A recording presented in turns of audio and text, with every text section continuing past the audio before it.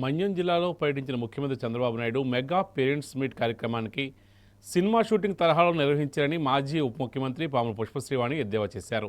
పార్వతీపురం మన్యం జిల్లా కేంద్రంలోని వైసీపీ కార్యాలయంలో మీడియా సమావేశం నిర్వహించారు. ఈ సందర్భంగా ఆయన మాట్లాడుతూ రాష్ట్ర ముఖ్యమంత్రి నారా చంద్రబాబు నాయుడు, విద్యాశాఖ మంత్రి నారా లోకేష్ వైసీపీ ప్రభుత్వంలో నాడు నేడు కార్యక్రమం ద్వారా అభివృద్ధి చేసిన స్కూల్లో మెగా పేరెంట్స్ మీట్ కార్యక్రమం చేయలేక సినిమా తరహాలో సెట్ వేసి కార్యక్రమం నిర్వహించారన్నారు. మన్యం జిల్లాలో జరిగిన ఈ కార్యక్రమానికి గిరిజన శాఖ మంత్రి గుమ్మడి సంధ్యారాణి రావద్దండం కొసమెరుపన్నారు.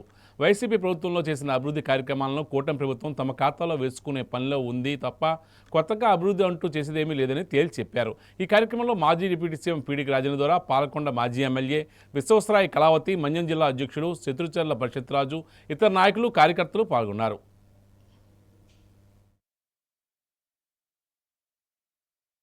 ఏదైతే నేను జరిగినటువంటి పాలకొండ నియోజకవర్గంలో బామిని మండలంలోని మోడల్ స్కూల్లో పేరెంట్స్ టీచర్స్ మీటింగ్ ఏదైతే జరిగిందో ఆ కార్యక్రమానికి ముఖ్యమంత్రి చంద్రబాబు నాయుడు గారు, విద్యాశాఖ మంత్రులు లోకేష్ గారు కూడా రావడం జరిగింది. ఈరోజు పార్వతీపురం మన్యం జిల్లాలో ప్రతి ఒక్క ప్రజానీకము కూడా ముఖ్యమంత్రి గారి పర్యటన జరుగుతుంది అని అనేసరికి ప్రతి ఒక్కరూ కూడా ఎన్నో ఆశలు పెట్టుకున్నారు. ముఖ్యమంత్రి గారు మొదటిసారి అనుకుంటా రావడం. మొదటిసారి వచ్చినటువంటి నేపథ్యంలో ఖచ్చితంగా జిల్లాకు సంబంధించినటువంటి పెండింగ్లో ఉన్నటువంటి ప్రాజెక్ట్స్ కానీ, లేకపోతే జిల్లాకి ఏమైనటువంటి అదనపు నిధులు కానీ, ఏమైనా కొత్త ప్రాజెక్ట్స్ కానీ అనౌన్స్ చేస్తారేమో అని చెప్పేసి ఏదైతే పార్వతీపురం మన్యం జిల్లాలో ఉన్నటువంటి ప్రజలు ఆశలు పెట్టుకున్నారో ఆ ఆశలన్నీ కూడా ఎప్పట్లాగే నిరాశగానే మిగిలిపోయాయి. నిన్న జరిగినటువంటి ప్రోగ్రామ్ పేరెంట్స్ టీచర్స్ మీటింగ్ ఏదైతే జరిగిందో అది కేవలం తూతూ మంత్రంగా ఏదో పబ్లిసిటీ స్టంట్గా మాత్రమే కొనసాగింది తప్ప దానివల్ల పేరెంట్స్కి కానీ, దానివల్ల విద్యార్థులకు కానీ, దానివల్ల టీచర్స్కి కానీ ఉపయోగపడే విధంగా ఏమీ లేదు అన్నది ప్రతి ఒక్కరూ కూడా గమనించినటువంటి అంశం. బడిని సెట్ వేసి, బడిలో ఒక క్లాస్ రూమ్ని సెట్ వేసి కార్యక్రమం చేసేటువంటి దుస్థితి ఈ ప్రభుత్వానికి వచ్చింది.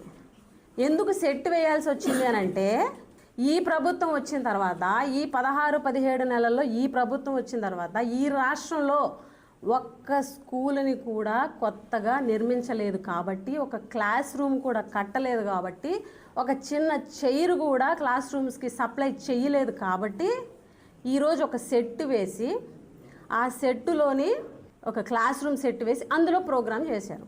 ఇంకొక దురాలోచన కూడా ఉంది వీళ్ళకి.